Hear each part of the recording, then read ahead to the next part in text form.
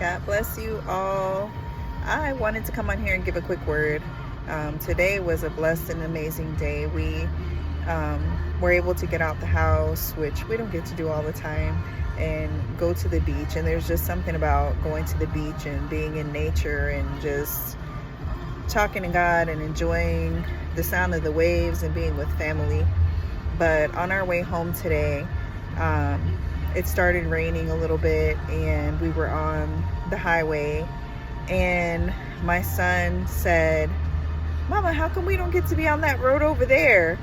And he was saying how there was a lot less cars on that side of the road.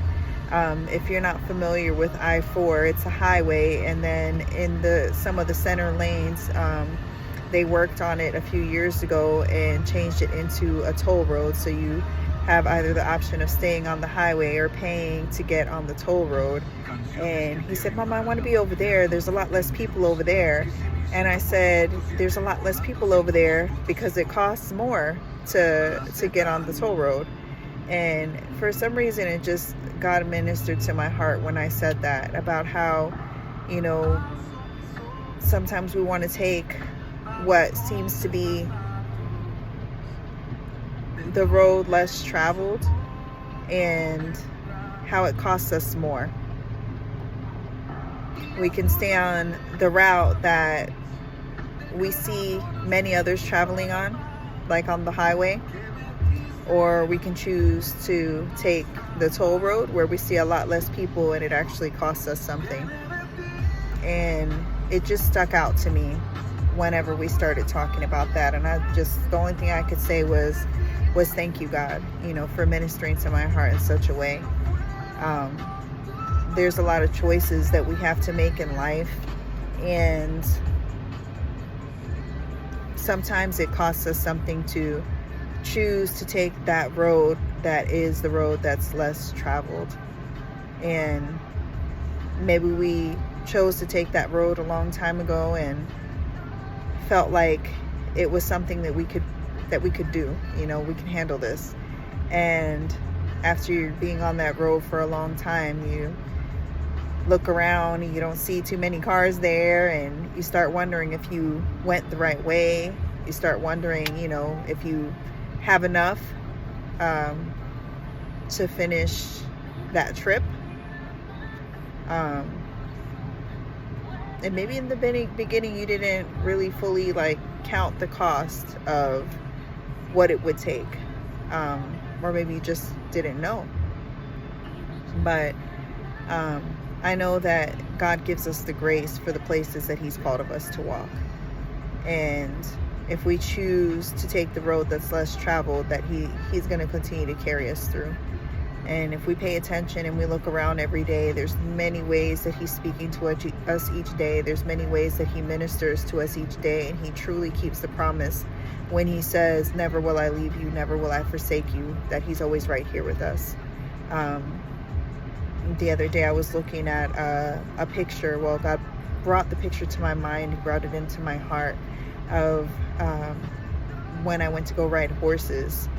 And we all know the story, or if you may not know it, you may or may not know it, the story about the footprints in the sand. And it's how when we go through all these times in our lives, that sometimes in the difficult moments we realize that there was only one set of footprints in the sand. And we all know that God promises to never leave us. He promises to never forsake us. He promises us that He's right there with us. And in the story, it paints a picture of Him, of two sets of footprints always being in the sand. But then there's a part in the story where you see only one set of footprints in the sand. And the man was asking, "Lord, why was it in my hardest times, in my most difficult times, that I only saw one set of footprints in the sand?" And God's reply was that it was during those times that He was carrying us, when He was carrying him. When we go through those difficult moments and we start to wonder, "Lord, where are you? Are you still here with me? Am I still going in the right direction?" Just to remember and to know that He's God, and to continue to trust in Him, to continue to trust in His plan, to continue to trust in His promises, to continue to trust in His purposes, to know that He's right there with you. And He really does He really does not leave us with the promise, but He really does promise us, keep his promise that never will he leave us, never will he forsake us, but that he's right there with us and that he's carrying us through those difficult times. So the answer is yes, like we have what we need to continue on the journey that he's called of us to. We have what we need to continue to go forward in him. We have what we need to finish, to finish the race that he's given to us, to continue forward in him. And even though at times we might look around and it seems like nobody's there, maybe it seems like nobody cares. I don't know about you, but for me, sometimes it's like, maybe you feel like nobody understands what you're going through, or you feel unseen, or you feel unheard, or sometimes things feel unfair that are happening around you. But just know that God has a perfect plan and he has a perfect purpose in everything that's happening, and that we need to continue to trust him and be strengthened in him. And along the way, you start to learn, or you start to see all the things that happened that were just necessary, and how good came from all the bad things that were happening. And just like the word says, everything that the enemy meant for evil, God's going to turn it around for good, and he really fully truly does mean it. Every promise that he makes, he keeps it.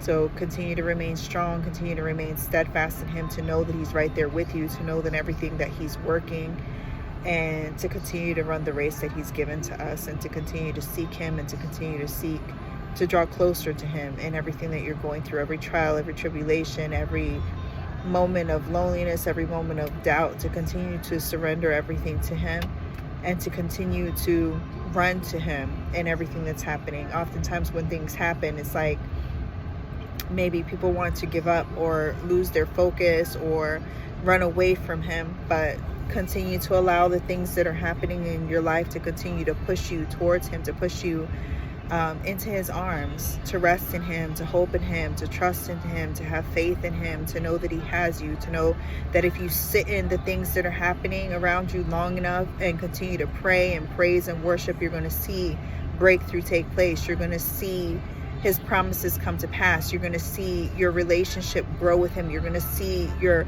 faith grow in him. You're going to see your trust grow in him. Sometimes we want to run to other things because that's what's familiar to us, but he doesn't want us to do that. He wants us to run to him, to begin to recognize his voice, to recognize the ways that he's speaking, to recognize the ways that he's working, to allow those things to shape us, to mold us, to cause us to continue to trust in him, to believe in him.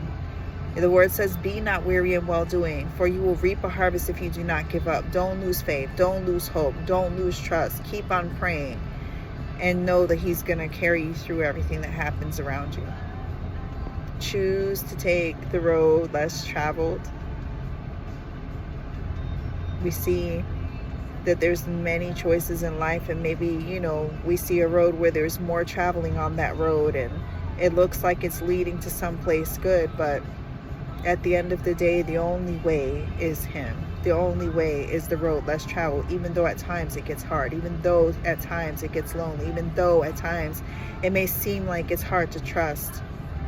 But we have to understand that his ways are above our ways and his thoughts are above our thoughts. And along that road, there's many blessings. And along that road, there's peace, and there's joy, and there's faith, and there's hope, and there's trust, and there's growth in him, and there's strength. Everything that we need is in the path that he's called of us to walk. But the only thing is that you can't give up.